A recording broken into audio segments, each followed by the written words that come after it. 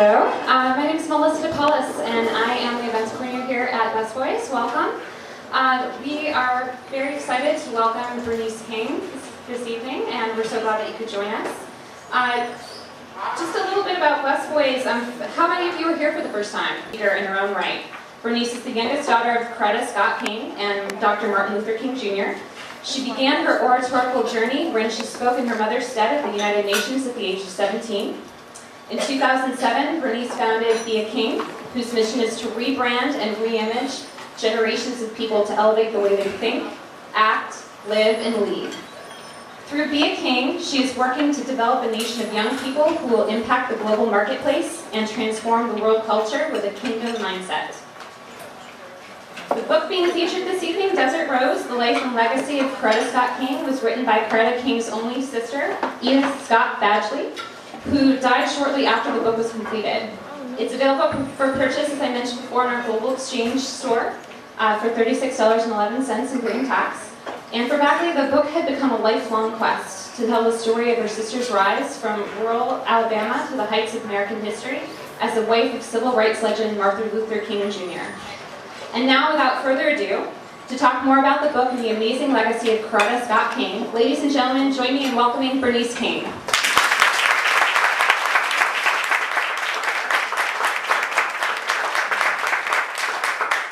Thank you very much, Melissa, right? Yes. Okay. I want to thank all of the staff at Busboys and Poets for this wonderful opportunity, and thank all of you all for being here and listening on this evening.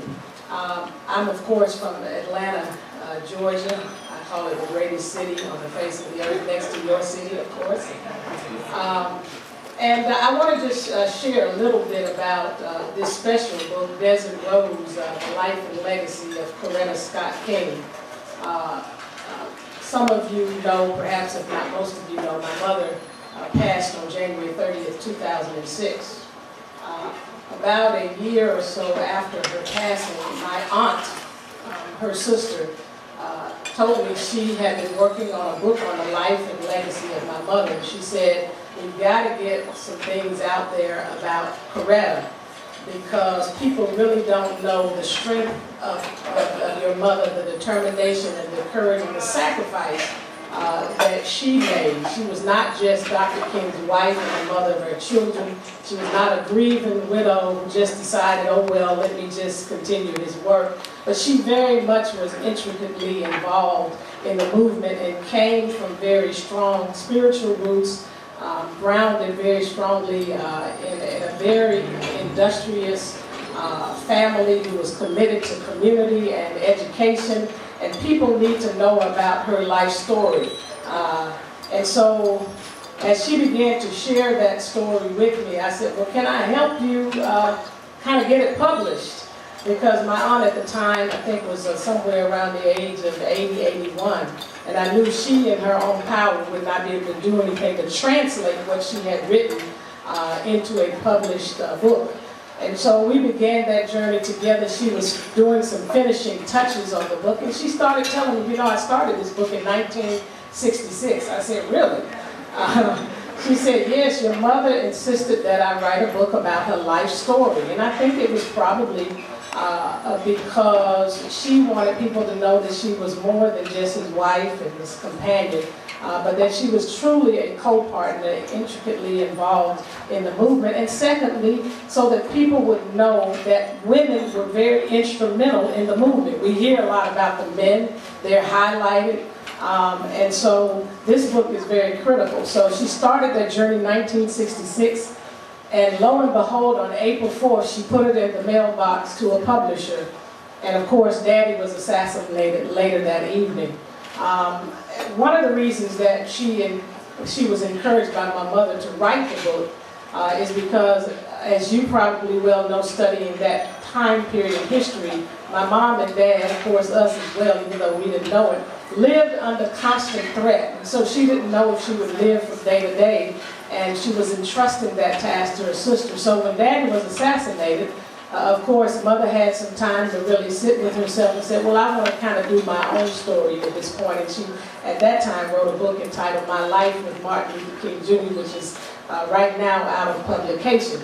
And so Aunt Edith kind of shelved it and went on with her life. She was actually a professor at Cheney State University in Cheney, Pennsylvania. She started the drama department there in the early 70s and taught well into the mid-90s.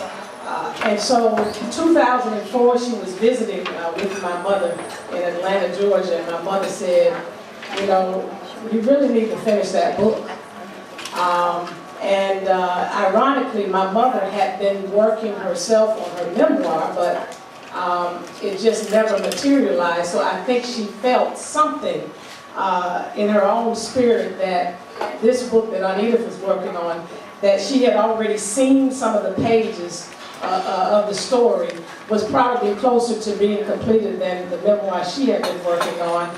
And perhaps, I don't know, there's some people I believe that have some kind of feeling that they may not be here but so long. And I don't know if my mother had that, but it just seems so ironic that she did kind of push my aunt forward to do this project. And so she encouraged her once again to work on it, and that's how this whole story unfolded. And of course, in '66, it was a different story than in 2006, 7, and 8.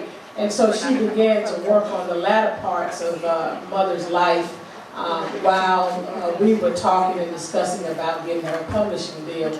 And so that's how Desert Rose came to be. I want to read something that Aunt Edith wrote in the book about the title, because people keep asking me why the title Desert Rose. If you think about some of the conditions that many African Americans grew up in the South, pretty restricting conditions, pretty dry and difficult circumstances.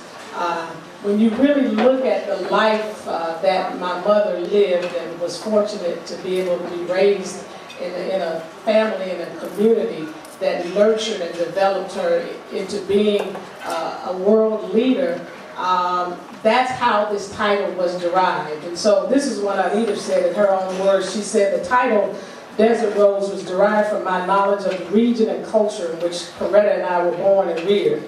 We grew up under the harsh and withering restrictions of the Jim Crow South.